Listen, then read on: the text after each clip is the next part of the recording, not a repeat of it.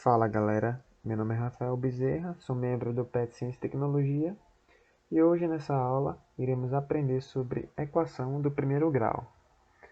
Para darmos início à aula, imagine você em uma situação hipotética.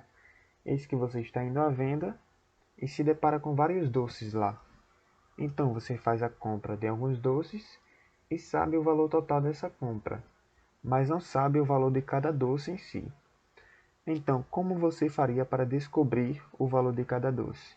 Esse problema ele pode ser entendido como uma equação de primeiro grau, em que você atribuiria variáveis a cada doce diferente e igualaria ao valor total.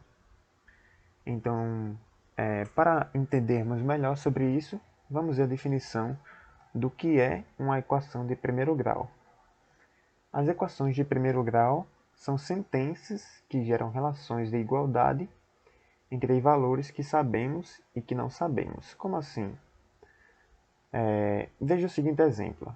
Esse aqui é o exemplo da forma mais conhecida da equação do primeiro grau, em que ela é representada do seguinte modo: ax mais b é igual a zero, em que x é a variável que eu quero descobrir, também chamada incógnita, e A e B são valores reais, que pertencem ao conjunto dos reais.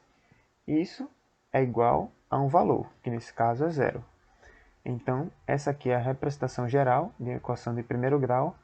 Ela é do primeiro grau porque a minha variável, a variável que eu quero descobrir, ela é elevada a 1.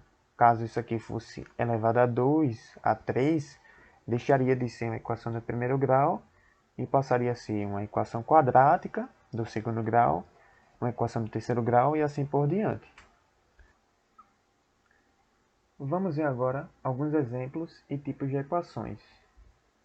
A equação 5x mais 8 igual a zero, ela em si é uma equação de primeiro grau, pois a minha variável x ela está elevada a 1. A minha equação 4x mais 20y igual a 40, ela também é uma equação de primeiro grau, mesmo tendo duas variáveis, e as equações elas podem ter várias variáveis, contanto que nas variáveis o expoente seja 1, ela é a equação de primeiro grau. A equação também 21y mais 7 igual a 12 é uma equação de primeiro grau. Como eu disse a vocês, pode aparecer diversas incógnitas nas equações, contanto que o expoente das variáveis seja 1, elas são equações de primeiro grau. Se o expoente for 2, é equação de segundo grau e assim por diante. E um detalhe importante que eu não falei ainda é que equações são letras e números igualadas a um valor, por exemplo. Por exemplo, esses exemplos aqui no caso. 4x mais 20y, que é igual a 40. Isso aqui é uma equação. 21y mais 7 igual a 12, é uma equação. Se eu tivesse x igual a 1, também seria uma equação. Y igual a y mais 2 seria uma equação. Então, todas essas representações são equações. E também existem outros tipos de equações, outras representações, né, que podemos reduzir aquela forma geral que vimos no slide anterior, que é essa aqui, 4x mais 2, que é igual a 8 menos x. Poderíamos passar o x para o outro lado, e fique atento, pois como ele está no lado direito, passando ele para o outro lado, ele fica positivo, né? De negativo ele passa positivo, e aqui para colocarmos o 2 com o 8, ele aqui positivo passa negativo. Então, essa é uma equação de primeiro grau com uma só incógnita. A equação 21y menos 7, que é igual a 15y mais 3, é uma equação de primeiro grau também, com duas variáveis ou duas incógnitas. E a equação 2x mais 3y, que é igual a menos 2z menos 2, é uma equação de primeiro grau com três incógnitas. E um detalhe importante é que quando você vê x de um lado e x do outro lado da equação, ou por exemplo, um número de um lado e um número do outro lado da equação, uma dica é que você tente isolar x com x e número com número. Nesse caso aqui, eu poderia passar o x para o outro lado, que ficaria 4x menos x, mais x, perdão, pois de negativo vai para positivo. E aqui do outro lado, passando 2 para o lado direito, ficaria 8 menos 2, que resumindo, ficaria 5x, somando 4x mais x, e do outro lado ficaria 6. Então essa equação, na forma resumida, ficaria 5x, que é igual a 6. Ok, galera? Seguindo adiante, iremos ver agora o conceito de uma raiz de uma equação de primeiro grau. E o que seria uma raiz de uma equação? A raiz de uma equação é um número que a transforma em verdadeira. Mas como assim um número que a transforma em verdadeira? Não entendi. Por exemplo, pegue a seguinte equação: 2x mais 4 igual a 16. Que número eu colocaria no x para que isso fosse verdade? Para que esse lado esquerdo fosse igual ao lado direito. Ou seja, para que 2x mais 4 seja igual a 16. Que número eu colocaria aqui? Para respondermos a essa pergunta, temos que resolver a equação. E como resolveríamos? Observe esse seguinte exemplo. Temos aqui 2x mais 4 igual a 16. Então, vamos isolar o x, passando o 4 para o outro lado. Como ele é positivo, passando para o outro lado, ele fica negativo.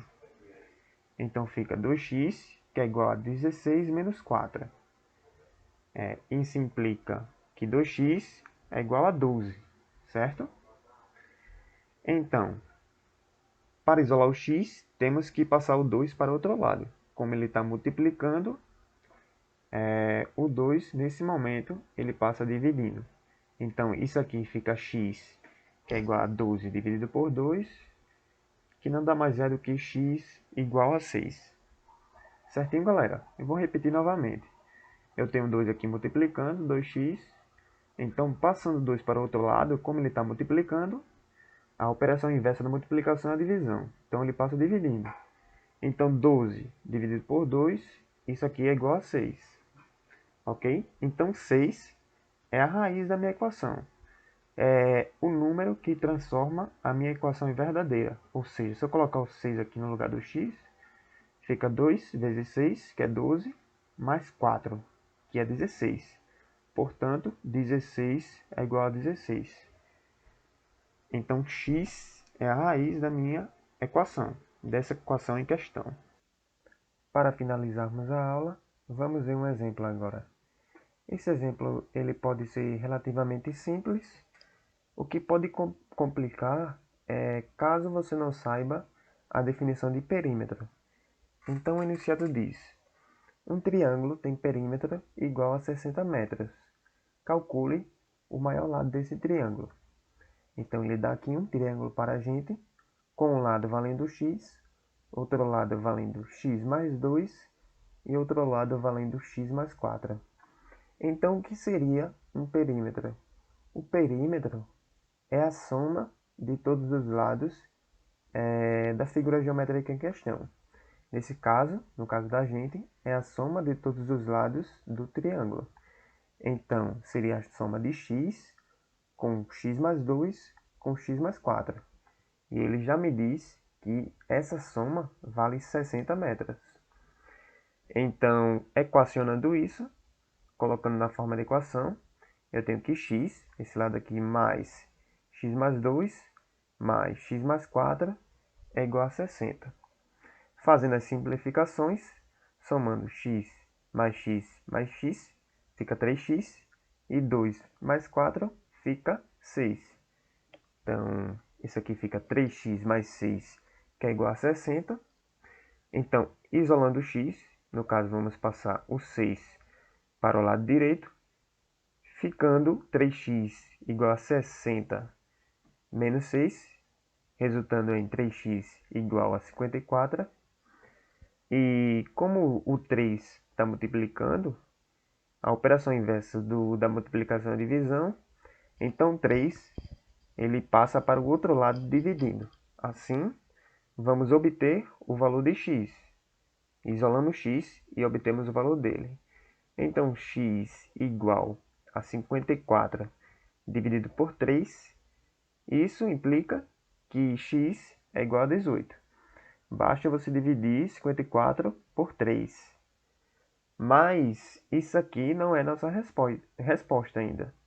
Nós achamos x igual a 18, que é esse lado aqui do nosso triângulo. Ele quer que você calcule o maior lado desse triângulo. O maior lado, observando a figura, seria x mais 4, né? Pois x é 18, já descobrimos pela nossa solução aqui da nossa equação. Então, 18 mais 4 seria 22. Nesse caso aqui, x mais 2 ficaria 20, né? Então, o maior lado em questão é x mais 4, que é igual a 22. Então, esse é o maior lado do nosso triângulo. E a resposta é essa. A resposta exata é essa. Muito obrigado, galera. Espero que vocês tenham entendido. Qualquer dúvida, eu estou à disposição, ou qualquer um dos seus tutores. Obrigado e até a próxima.